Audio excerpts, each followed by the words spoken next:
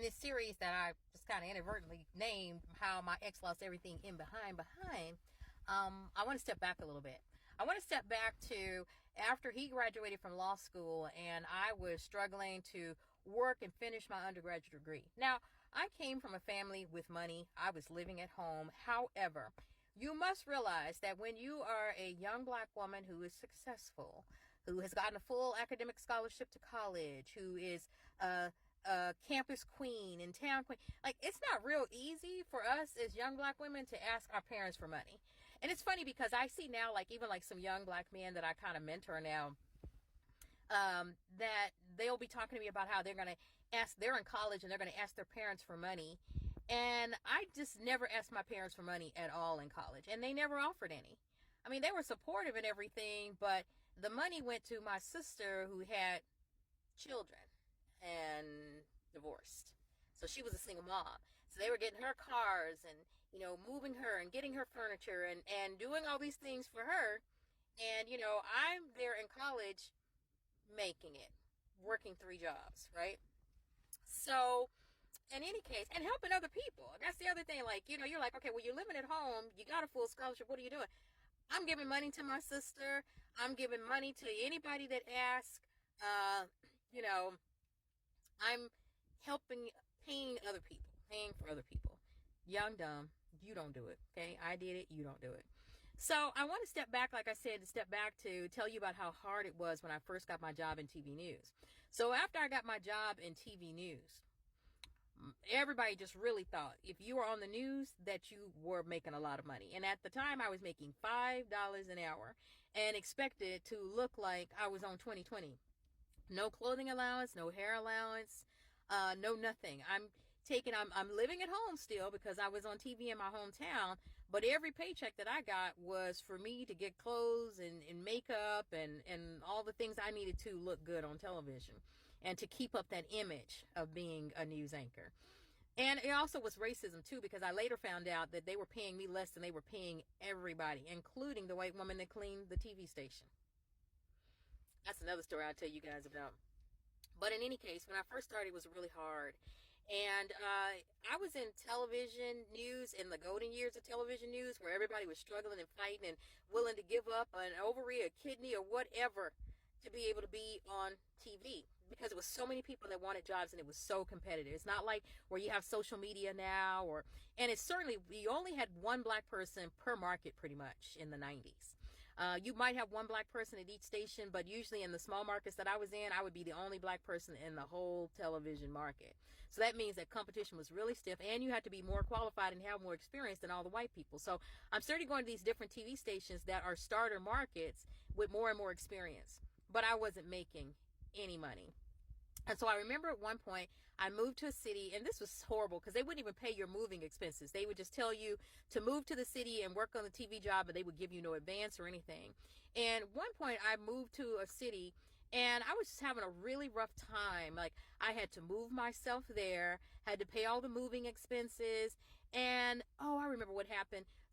It was a locally owned television station and they were late with our checks. And if you ain't making, I was just making enough. I would pay the rent and for my apartment and have $100 left over for the month.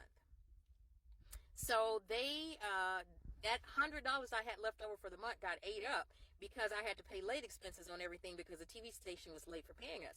So that month I didn't have any money for food, right?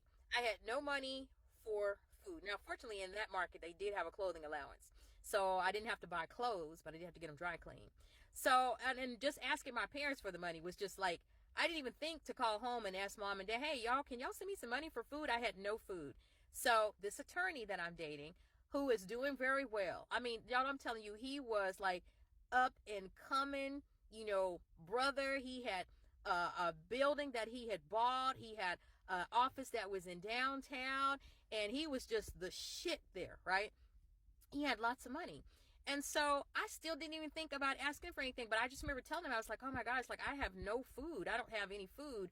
And it still didn't dawn on me, you're his woman. He could buy, send you some money. So I kept telling him, that I didn't have money for food, and I'm scraping, trying to get, buying food and trying to save it. And, And so he came to see me. So he drove to see me. And when he got there, he was like, well, how's it going? I was like, I'm starving. I don't have any money for food. So I'm thinking he's going to give me, he's like, well, how much do you have? I said, well, like $50 would do. He wouldn't give me $50. We went to the grocery store and he bought me a refrigerator full of food.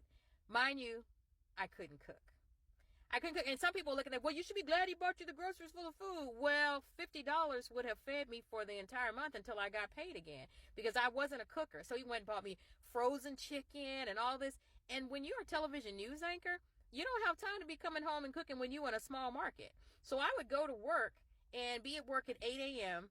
and I might get off at 11 p.m. depending on what the news story was. Coming home to cook and fry up chicken just wasn't something I was wanting to do. And the fact of the matter is, if your boyfriend, your fiance, the man that says he's going to marry you, if he's got 2 law firms and got 12 people working for him, he could give you $50. But he didn't give me $50. He went and bought a bunch of food. And I didn't know what to do with it, so I ended up pretty much giving it away and just staying hungry that month. And I started thinking about it. I remember like one other time I asked him, we met in my hometown. He was coming back for something, an award or something. And I had driven back and I asked him for $20. So I was like, hey, can you give me $20? And it was just such a big fucking deal. It was such a big fucking deal. And I remember, I needed the $20 because I think he flew in and I drove in and I needed it to get gas, right? And so I had already asked him about it before we got, like, hey, I'm going to need $20 whenever you get there, right? And he didn't give me the $20 until we were heading to the airport and I was heading to take him back. And I was just so upset about it because I was like, I'm not going to have enough gas to get back to the city that I lived in that was nearby, right? And I was just upset about it. So I'm driving down the road and then he just takes the $20 and just slaps it in my hand. And I almost have a wreck. I almost ran off the road because it was like basically he had an attitude to give me $20, right? Now, I want y'all to keep that in mind, that he gave me the whole time that we were dating $120. $120. And mind you, when he was in law school, he would come over to my parents' house and he would eat. If his car was broken down, I would drive. I remember giving him, because back then gas wasn't that expensive, I can remember giving him multiple $2 to buy gas for his car so he could get back and forth to law school. He never washed my car, never put air in my tires, never did anything for me, right?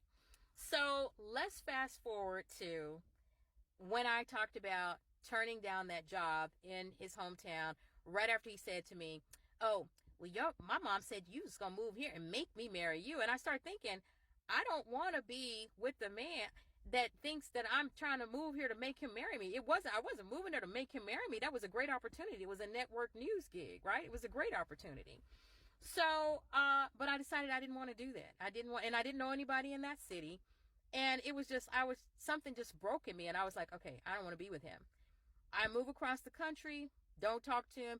He finds me, calls crying, why did you leave? And what happened with the job and everything? And I told him, I said, I just took, I had a better opportunity and I took this job over here. And I went to go be an anchor at another network and was working on that show. And come to find out, the show that they started in his city, it had 1 month. It had a 1 month run and it got pulled off the air. It didn't make it. So can you imagine that? Being there in that city with no job, depending upon a man that in all the time that we dated only got an attitude to give me $20. So let's fast forward to years later. I'm living in another state and then my career takes off. I'm moving around to different states and we remain friends. We would still, call and talk, and I dated many other guys, and I would tell him who he was, and he would talk to him on the phone. Hey, this is a friend of mine from college. This is my ex from college. And if you guys stay with me, I'll tell you exactly what he was doing with all of his money when I was needing money for food working in TV news. Part 3 is next.